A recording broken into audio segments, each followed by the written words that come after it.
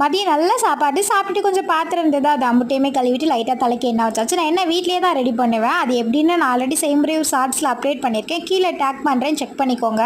இன்றைக்கி ஈவினிங் செல்வாக்கு ஸ்பெஷலாக அவனை செஞ்சு கொடுக்கணுன்னு நினச்சிட்டே இருந்தேன். பார்த்தா செல்வா எந்திரிக்கும் போதே ட்ரிப் வந்துருச்சு, நீ கிளம்பிட்டானா. அவனுக்கு டீ மட்டும் போட்டு கொடுத்தேன். நேற்று ஈவினிங் செல்வாக்காக தான் ஒரு ஷாப்பிங் போனேன், அது அவனுக்கே தெரியாது. பட் வந்து நான் என்ன பொருள் வாங்கினேன் அப்படின்னு பேர் சொல்லியே கேட்டுட்டான். குர்ரி நான் வண்டி கிளம்பிட்டேன்னு.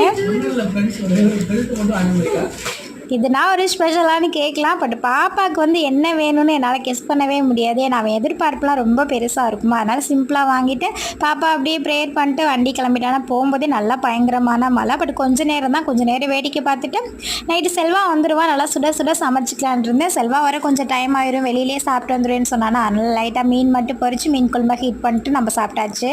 இன்றைக்கி நம்ம ஃபேமிலியில் மௌசி, அஜய், மானஷா, சௌந்தர்யா, சுகந்தி, கருப்பசாமி இவங்க எல்லாருக்குமே இனிய பிறந்தநாள் நல்வாழ்த்துக்கள்.